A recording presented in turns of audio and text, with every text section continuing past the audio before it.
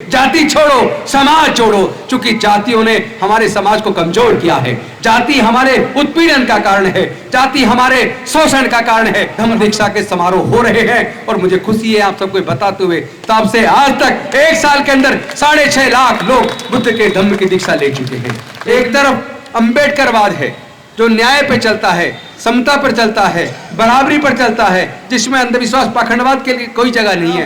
ब्राह्मणवाद की विचारधारा है, मनुवाद की विचारधारा है, जिसमें विषमता है, शोषण है, छुआछूत है, ऊंच नीच है, अंधविश्वास है, पाखंडवाद है, जहां केवल और केवल गुलामी है। जो लोग SC/ST की रिजर्व सीट से चुन के जाते हैं वो लोग हमारी आवाज नहीं बन पा रहे हैं।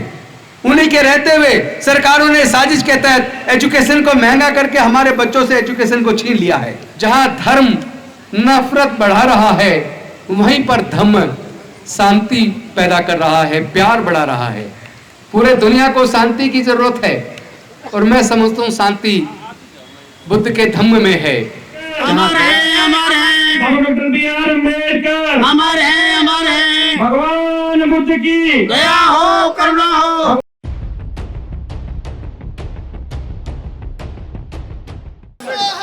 अमर रहे, अमर रहे, अमर रहे, अमर रहे, अमर रहे, अमर रहे, अमर है, अमर है डॉक्टर B.R. अम्बेडकर, अमर है, अमर है। भगवान बुद्ध की दया हो, करुणा हो। भगवान बुद्ध की दया हो, करुणा हो। भगवान बुद्ध की दया हो, करुणा हो। भगवान बुद्ध की दया हो, करुणा हो। बाबा डॉक्टर B.R. अम्बेडकर, अमर है, अमर है। बाबा डॉक्टर B.R. अम्बेडकर, हे मानव तू मुख से बोल, बुद्धं शरणं गच्छामि। हे मानव तू मुख से बोल। बुद्धं शरणं गच्छामि। भगवान बुद्ध की दया हो, करुणा हो। भगवान बुद्ध की दया हो, करुणा हो। भगवान बुद्ध की दया हो, करुणा हो। बौद्ध धम्म की क्या पहचान, मानव मानव एक समान। बौद्ध धम्म की क्या पहचान, मानव मानव एक समान। बौद्ध धम्म की क्या पहचान। मानव मानव एक समान। बाबा साहब डॉक्टर भीमराव अंबेडकर, अमर रहे, अमर रहे। बाबा साहब डॉक्टर भीमराव अंबेडकर। अमर है, अमर है। जय जय जय जय जय भीम, जय भीम, जय भीम। जय जय जय जय जय भीम, जय भीम, जय भीम। जय जय जय जय जय भीम। जय भीम, जय भीम। भगवान बुद्ध की दया हो, करुणा हो। आदरणीय गौतम जी एक मोमबत्ती जला करके और आज का जो कार्यक्रम है उसका शुभारंभ कर रहे हैं। अमर है, अमर है, अमर है, अमर है। आदरणीय संदेश अम्बेडकर जी वो भी एक कैंडल जला करके आज का कार्यक्रम को शुभारंभ कर रहे हैं।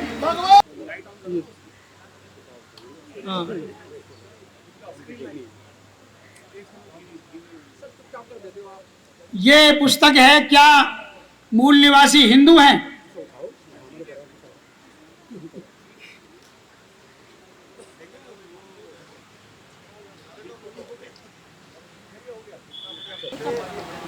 पूरी दुनिया को समता, स्वतंत्रता, बंधुता, न्याय, प्रज्ञा, शील, करुणा और मैत्री का मार्ग दिखाने वाले तथागत भगवान बुद्ध देश के करोड़ों दलितों, पिछड़ों, आदिवासियों और महिलाओं की हजारों साल की गुलामी तोड़ने वाले डॉक्टर बाबा साहेब अम्बेडकर और बहुजन समाज के सभी महापुरुषों के चरणों में कोटि कोटि नमन करते हुए आप सभी साथियों को क्रांतिकारी जय भीम करता हूं, विनम्र नमोबुद्धाय करता हूं। आदरणीय भिक्षु संघ, सभी उपासक एवं उपासिकाओं, सबसे पहले तो मैं आप सभी को आज इस पावन अवसर पर अशोक विजय दशमी पर शुभकामनाएं देता हूं।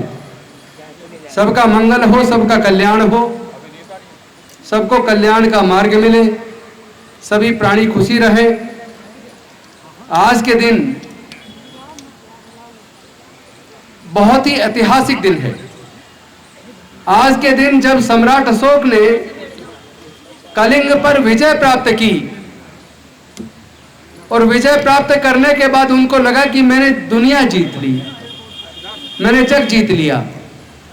चारों तरफ लाशें ही लाशें थी, खून ही खून था। और सम्राट अशोक यह सोचकर प्रफुल्लित थे कि मैंने कलिंग को जीत लिया, मैंने दुनिया को जीत लिया। लेकिन ये भिक्षु ने सम्राट अशोक से पूछा, क्या तुमने अपने अंदर पल रहे राग, द्वेष, लोभ, मोह और अहंकार को जीत लिया? सम्राट अशोक चुप हो गए। फिर बंते जी ने कहा कि क्या ये जो चारों तरफ लाशें ही लाशें हैं, क्या तुम इनमें से किसी एक को भी जिंदा कर सकते हो? यह सुनने के बाद सम्राट अशोक बेहद चिंतित हो गए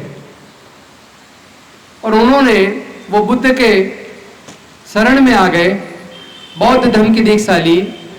आज ही के दिन शस्त्र अस्त्र त्याग कर बौद्ध धर्म की दीक्षा लेकर, और यहां से उन्होंने पूरी दुनिया को शांति और मानवता का संदेश देने का काम शुरू किया। यहां तक कि अपनी पत्नी, वो अपनी बेटी और बेटे को भी विदेशों में बौद्ध धर्म के प्रचार प्रसार के लिए भेजा। आज का दिन हम सब के लिए, सभी मानवतावादी लोगों के लिए, जो लोग जातिवाद, छुआछूत से दूर मानवता को तवज्जो देने वाले लोग हैं, उनके लिए बहुत महत्वपूर्ण है। क्योंकि आज ही के दिन डॉक्टर बाबा साहेब अम्बेडकर जी ने अपने लाखों अनुयायियों के साथ नागपुर की दीक्षा भूमि में बौद्ध धर्म की दीक्षा ली। तो पहले तो मैं आप सभी को अशोक विजयदशमी की बहुत बहुत शुभकामनाएं देता हूं, मंगल कामनाएं देता हूं। लेकिन अब इससे आगे बढ़ने की जरूरत है। केवल रस्म अदायगी से काम चलने वाला नहीं है। अभी आपने देखा है 22 प्रतिज्ञाएं दोहराई, मैंने नहीं दोहराई, इसलिए नहीं दोहराई, मैं दीक्षा ले चुका हूं।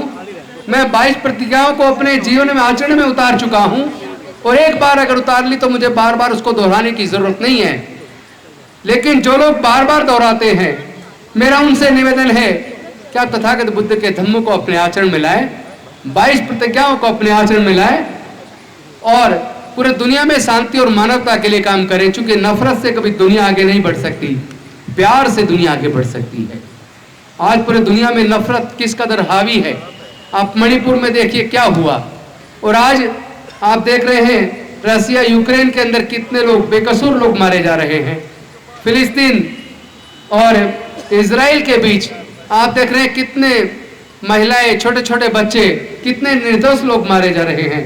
ऐसे नफरत के वातावरण में जहां धर्म नफरत बढ़ा रहा है, वहीं पर धम्म शांति पैदा कर रहा है, प्यार बढ़ा रहा है। पूरे दुनिया को शांति की जरूरत है, और मैं समझता हूं शांति बुद्ध के धम्म में है, जहां दया है, करुणा है, ममता है, शील है, प्रज्ञा है। तो ये बुद्ध का धम्म कोई छोटी चीज नहीं है, ये रस्म अदायगी की बात नहीं है। पूरे दुनिया को शांति के लिए बुद्ध के धम्म के को अपने आचरण में लाने की जरूरत है। जहां जहां बुद्ध का धम्म फैलेगा, वहां वहां शांति फैलेगी, प्यार फैलेगा, तरक्की होगी, खुशहाली होगी, विकास होगा। और इस अवसर पे एक बात जरूर कहूंगा, डॉक्टर बाबा साहेब अम्बेडकर 24 सितंबर 1932 को पूना पैक्ट पर समझौता पर साइन करने के बाद दुखी क्यों थे? उनका मन दुखी क्यों था? उनका मन इसलिए दुखी था, उन्होंने पृथक निर्वाचन क्षेत्र मांगा था, उन्होंने अपने लोगों के लिए डबल वोट का अधिकार मांगा था। लेकिन गांधी जी अनशन पर बैठ गए, और गांधी जी की जान बचाने के लिए और तमाम देश के दलितों, आदिवासियों को नरसंहार से, कत्लेआम से बचाने के लिए मजबूरी में डॉक्टर बाबा साहेब अम्बेडकर जी ने समझौता किया। लेकिन उस समझौते का जो परिणाम देखकर डॉक्टर बाबा साहेब अम्बेडकर मन से दुखी थे, और उन्होंने कहा था कि मेरा मन करता है कि आज मैं बिजली के खंभे को चिपक के अपनी जान दे दूं। क्योंकि वो जानते थे कि ये पूना पैक्ट के द्वारा जो हमारे प्रतिनिधि चुनाव जीत कर जाएंगे, वो हमारे नहीं होंगे, वो समाज की आवाज नहीं बनेंगे, वो गुलाम होंगे, वो अपने अपनी पार्टी के इशारे पर काम करेंगे। उन्हीं के सामने, उन्हीं की आंखों के सामने संसद के अंदर, विधानसभाओं के अंदर उन्हीं के समाज का कत्लेआम होगा, उनके हक अधिकार छीने जाएंगे, और वो उस अधिकार छीनने के फेवर में अपना वोट डालेंगे, उसके खिलाफ अपनी आवाज भी नहीं उठा पाएंगे। ये बात सोचकर डॉक्टर बाबा साहब अम्बेडकर दुखी थे। उन्होंने पृथक निर्वाचन क्षेत्र इसलिए मांगा था ताकि हम अपने प्रतिनिधि खुद चुन सकें, ताकि अनुसूचित जाति जनजाति की सीटों पर जो लोग चुनाव लड़े उनको वोट केवल अनुसूचित जाति जनजाति के लोग डालें, ताकि वो चुनकर जब जाएं तो याद रखें कि अगर हम अपने समाज की आवाज नहीं बनेंगे, अगर अपने समाज के हक अधिकार की आवाज नहीं उठाएंगे, अगर जुल्म के खिलाफ नहीं बोलेंगे, तो हमारे लोग अगली बार हमें वोट नहीं डालेंगे, हमें हरा देंगे। लेकिन ये जो पृथक निर्वाचन क्षेत्र की जगह संयुक्त निर्वाचन क्षेत्र आया, उसकी वजह से क्या हुआ कि जो भी SC ST की सीट पे लड़ता है उसको केवल SC ST वोट नहीं डालता, सब लोग वोट डालते हैं, तो वो सबका चुनावा प्रतिनिधि हो जाता है, अपनी पार्टी का गुलाम बन जाता है, अपनी समाज की आवाज नहीं बनता। इसलिए हमने आज के इस अवसर पर मैं एक संदेश देना चाहता हूं, जो मैं पिछले करीब 15 दिन से पूरे देश के कोने कोने में जाकर दे रहा हूं, और अभी मैं 26 तारीख को निकल रहा हूं यहाँ से कर्नाटक, आंध्र प्रदेश, और वहां से होता हुआ आऊंगा। वहां भी एक ही संदेश कि अब हमारी अगली जो लड़ाई है वो पृथक निर्वाचन क्षेत्र की होने वाली है, क्योंकि हमारे प्रतिनिधि हमारे नहीं है।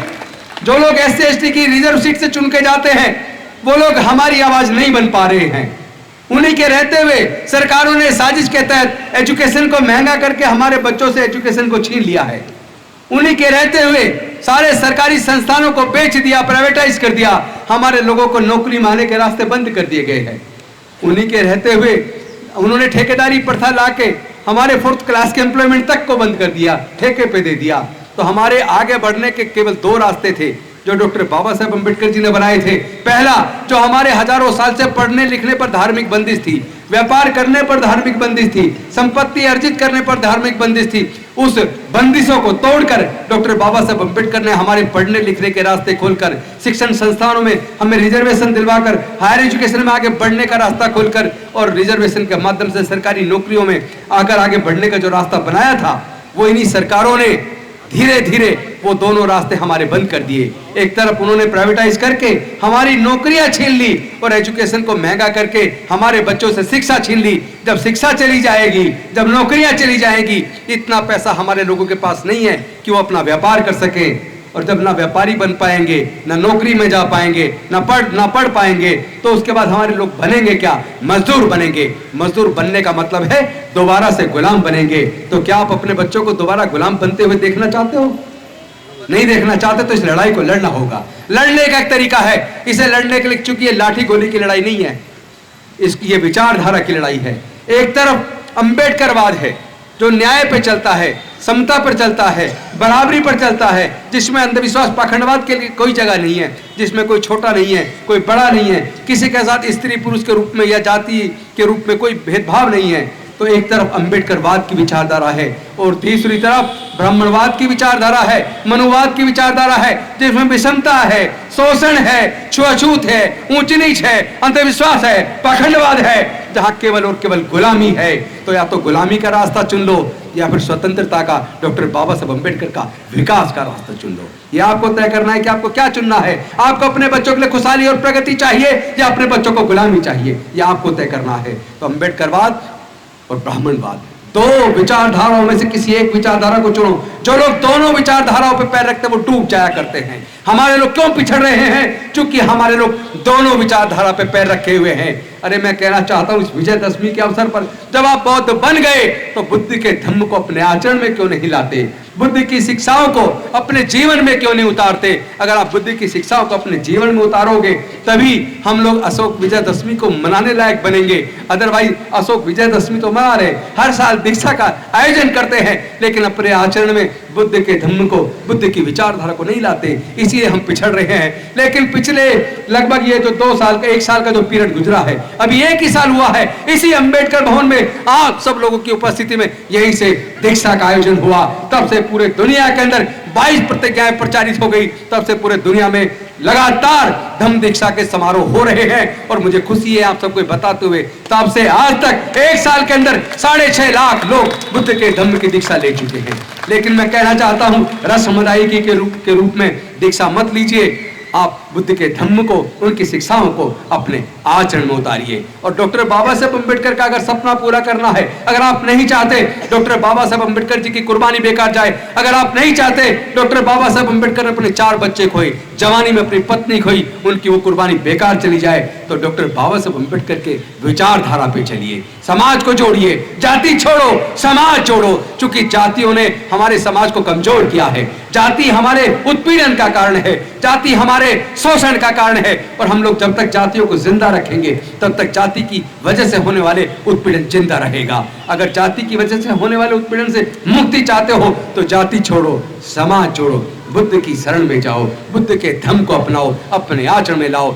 तभी मैं समझता हूँ हमारा देश, हमारे लोग पूरी तरह आजाद होंगे, तभी दुनिया इस विषमता से मुक्त होगी, तभी दुनिया तरक्की के मार्ग पर डॉक्टर बाबा साहब अम्बेडकर की विचारधारा पर चलकर आगे बढ़ेगी। इन्हीं शब्दों के साथ मैं अपनी वाणी को विराम देता हूँ। बहुत बहुत धन्यवाद। नमो बुद्धाय। जय भीम, जय भारत।